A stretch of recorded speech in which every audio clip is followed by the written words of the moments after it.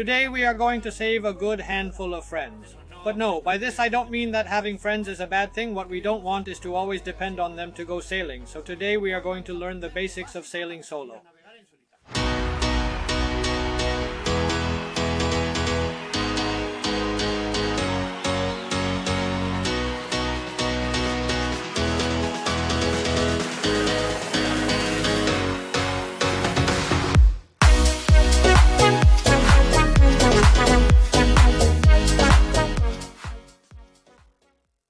Greetings sailors and welcome to a new episode of the Low Cost Sailor. In today's episode we're going to look at what are the fundamental techniques and tricks that I use to go solo sailing with confidence. I don't claim to be an expert on solo sailing, although a few dozen, maybe a few hundred solo sailing days I have. Rather, this is a video of my experience as a beginner and the techniques I use for those of you who want to take your first steps in solo sailing, that is to say, a guide of navigation in solitary for dummies, in the style of those books of years ago of computer science for dummies. That not because you are a dummy, but because if I can do it, anyone can do it. I encourage the more experienced ones to participate, correct me or give me advice in the comments of the video. I will welcome them with the same humility and didactic eagerness of my own video. I would even dare to say that it will be a bit like the videos my wife watches of influencers, like my daily makeup routine, but this will be more like my daily routine of sailing alone. Why sailing alone? Everyone may have their own reasons for wanting to get into solo sailing. It is no longer a question of not having friends to sail with, but rather the pleasure and enjoyment of taking on the elements alone. Handling boats of a certain size, feeling capable and being able to improvise sailing days without any advance notice, these are part of the advantages of solo sailing. But without a doubt, the most important thing is the pleasure of sailing itself, the connection with your boat, the absolute peace of being on your boat alone, moving with the power of the wind or the engine, and best of all, having the ability to be able to cope with handling your boat alone will also allow you to enjoy it with peace of mind, even with a crew. After all, we all do just as well with uncooperative or unskilled crew or crew members who may find themselves indisposed at some low point. You're not saying that for anyone, are you in particular? No, but my wife almost do nothing on board. All this goes to the video, huh? I mean, you know what you're saying? But I love her very much. Hello, sweetie. I guess everyone will have their fears and challenges when sailing solo, whether on a sailboat or a motorboat. For me, more than the sailing itself, my fears have always been more about the departure and especially the arrival in port. Mooring alone in any weather conditions has always been what has worried me the most and the hardest barrier to overcome. There is a sailor's saying that goes something like, it is better to be in port regretting not having gone to sea than at sea regretting not having stayed in port, or something like that.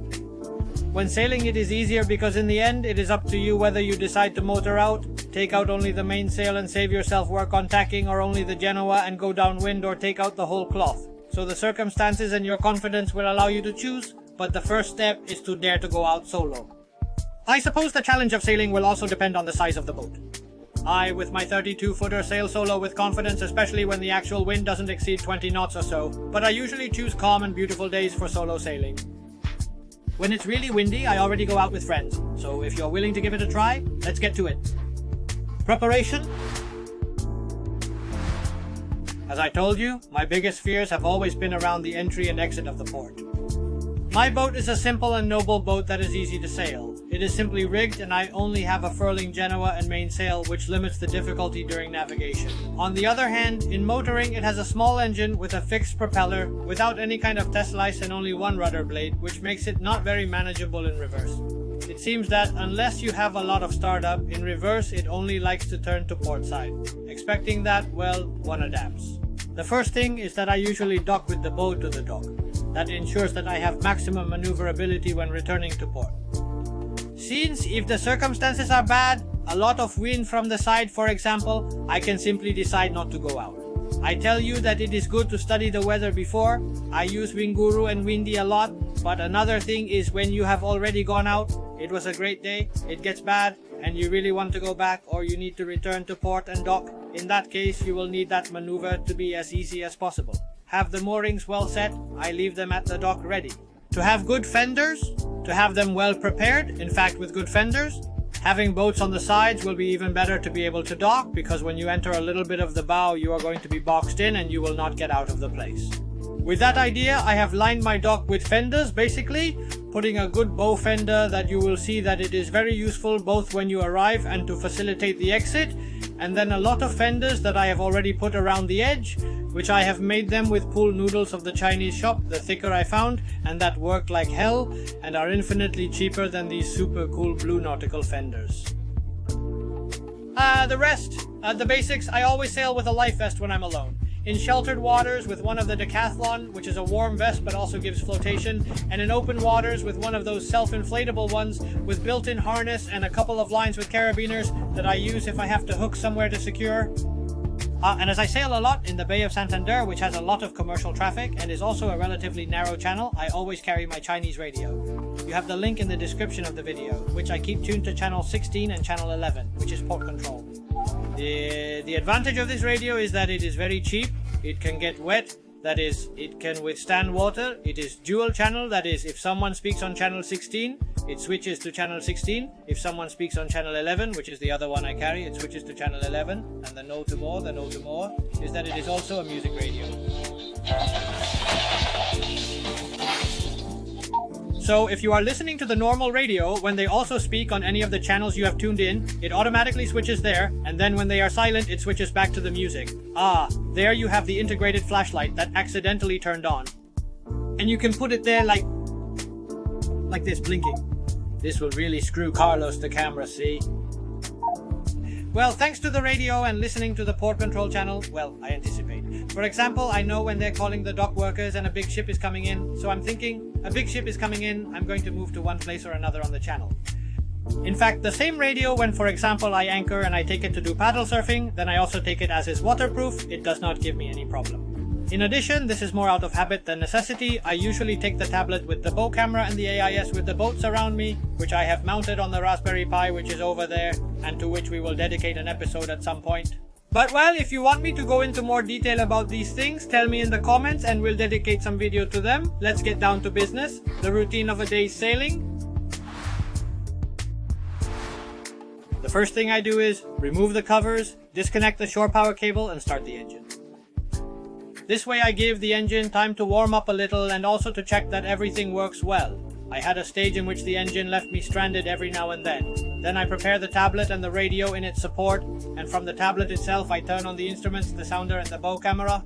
I leave the boat's hook at hand and release all the moorings that have no tension, depending on where the wind is blowing of course. With everything ready, it's time to cast off the last moorings. I used to do it in a hurry so that the boat would not drift. I would do really quick, go back to the helm and put the engine in reverse. But I learned a great trick that I saw from a dockmate, which is to put the minimum forward gear without releasing the last moorings. She leans on the fender that I have on the bow, and with the rudder turned to the opposite side of the finger actually, when I move the rudder, I can make the stern of the boat move to one side and the other, and the boat stays completely still, leaning on the finger, and the mooring lines are no longer needed. You're going to have to buy, oh my god, anti-reflective goggles. Or contact lenses. But that's going to increase the budget a lot. If I move to contact lenses, they are disposable, but that already makes us have to invest about $2 per video in contact lenses. I don't know if we're ready to throw money away like that. From then on, the rest of the moorings can be released with total tranquility and the boat will not move from its place. It is supported on the bow fender and also on the finger pier. Finally, it's time to set sail. I change the forward gear to reverse gear, change the rudder to the other side to compensate for the displacement of the propeller rotation. And with the boat hook, I watch that I don't hit anyone, which normally I don't even need to use. The more wind from the side, which is the one that bothers, the faster I go out because the bow will tend to fall downwind and it will be very difficult to fight against it, so the best thing is to let it fall and based on where it blows, then run the corridor backwards. In my case, it is usually the most common, or go forward directly. Going from reverse to forward gear is very easy and can be done with a lot of control, but going from forward to reverse gear is usually intricate for me, as the stern is more difficult to control, so I usually choose the maneuvers in which both the boat and I are more comfortable. Already in the corridor I pick up the fenders a little. The truth is that I'm quite lazy, but I rarely store them except on long crossings. I usually leave them hanging from the candlesticks inside. Call me weekend warrior, but call it in the comments so that YouTube positions the video better for me. Already out of the port and in a clear place with the autopilot, I put myself upwind with little gear and take the opportunity to remove the span tackle. I have the habit of tying it to the mast. I do not like to just loosen it and hit the mainsail. I open the cover of the mainsail, I put the halyard on the head of the sail. All this at the beginning, you can leave it ready before setting sail in the port. Finally, I raise the mainsail from the cockpit, which gives me more security than doing it from the mast alone. If I were with a crew, then someone would do it directly from the mast. I raise it by hand as much as I can, avoiding jamming with the lazy bag and with the winch and haul the last stretch.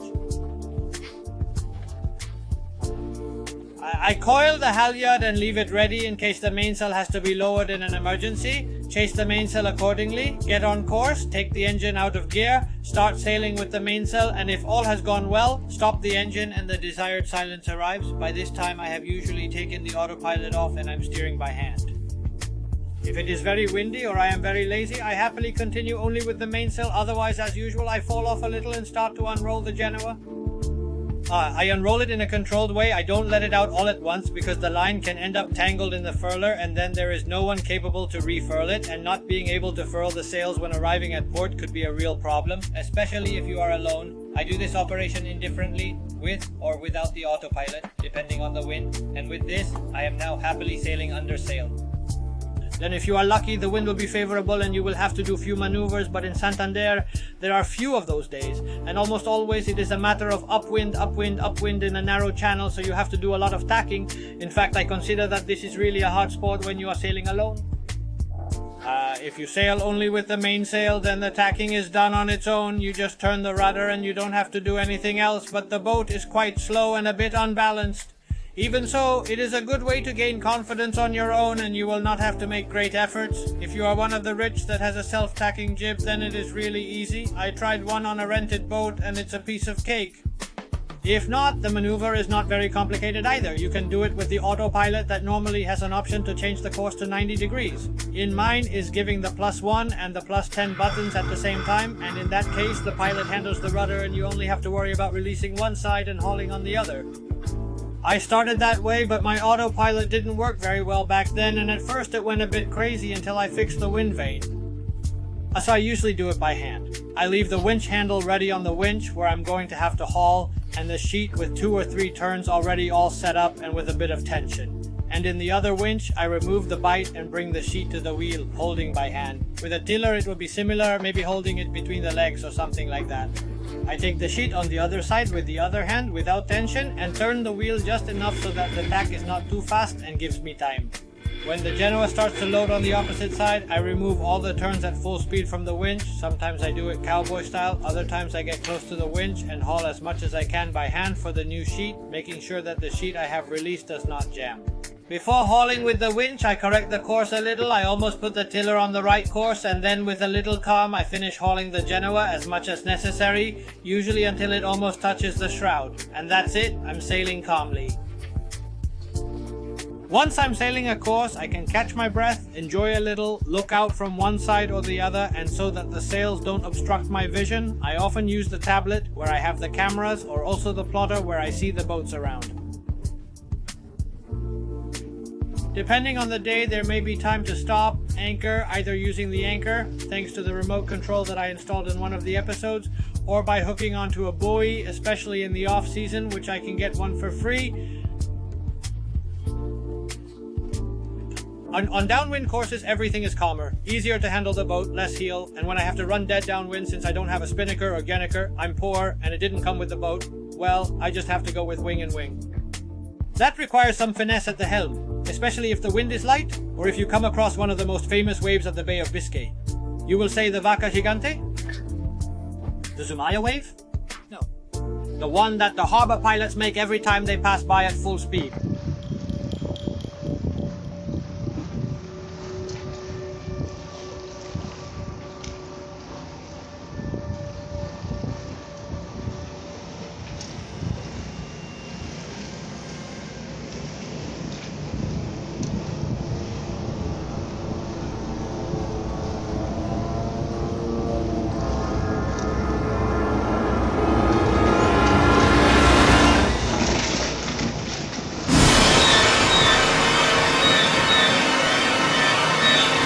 I don't know what that boat is made of to make such a big wave. Greetings to the harbor pilots, please don't run me over. This course, aside from the skill it requires, you have to always control that the wind comes almost directly from behind and at the same time keep the genoa inflated without inadvertently blanketing the mainsail. If you're interested, we can talk another day about wing and wing. Above all, it has a great danger, which is the boom. Be very careful head down because in an unwanted jibe, it can kill you. I always tell those who come aboard my boat that there are 2 ways to die on this boat. The first is to be hit by the boom during an unwanted jibe and fall into the water, and the other is to flush toilet paper down the toilet. Mostly because if it clogs, I'll kill you myself. Finally, before arriving to the port, furling the genoa, starting the engine and heading into the wind again to lower and stow the mainsail. And at that moment, I head for the harbor entrance with the autopilot, while I tie up the lines, close the covers, lower the fenders and leave everything. I prepare the boat and at low speed, officially at less than 2 knots, I go along the corridor towards the dock. When I get there, the engine to the minimum to have maneuvering, which with strong wind can mean a little speed. And taking into account the inertia of the turn that you are going to make and where the wind is blowing, I go along the last meters of the corridor and turn closer to the boat next to me or closer to my end. Always remember that the boat turns by the dagger board, that is, any correction will shift the boat to one side and the stern in the opposite direction.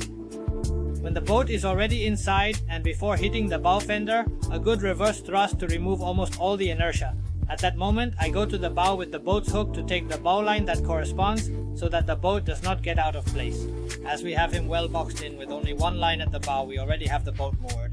Since the only possible way out would be only to the rear, since on one side we have the finger and on the other we have the boat next to us and the fenders that protect us, which are protecting both or us specifically. With a lot of wind I can even force the support on the bow fender as I do to get out, and thanks to the fact that we have a little bit of gear in front of us and that we are supported on the bow fender, we can do exactly the same as we saw in the maneuver of undocking.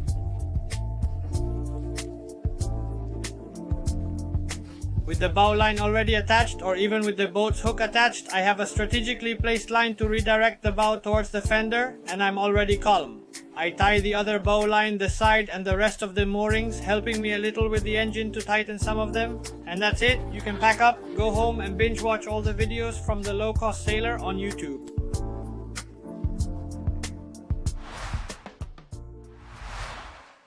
Well, I know that all the things to do on a sailboat can be a bit overwhelming at first.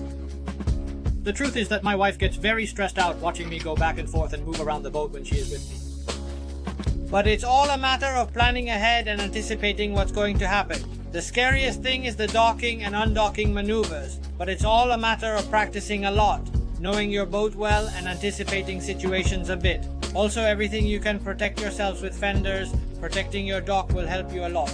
There is a tip that will come in handy, which has been very good for me, especially when I do kite surfing, is that the wind is stronger than you.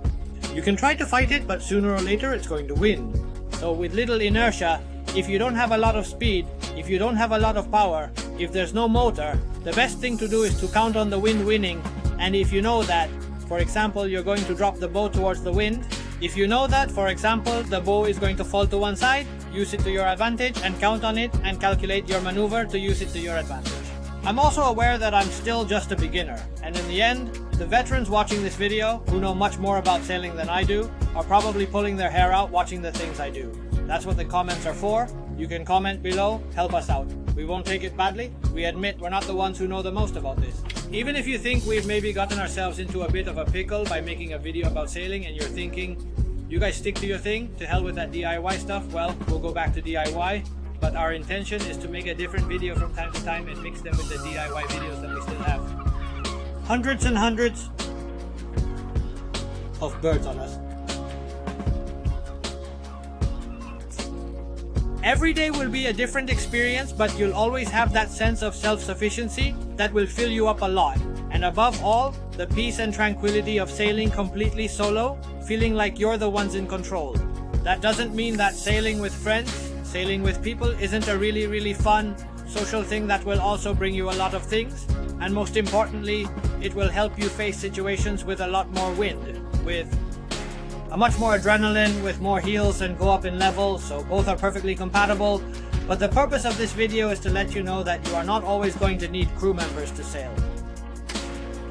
Thank you very much for your attention, sailors. I hope you liked today's video. If so, please give us a like, subscribe to the channel, Hit the little bell. Hit the little bell to be notified every time we have a new video. You have all the links here under the description. See you in an upcoming episode of The Low Cost Sailor.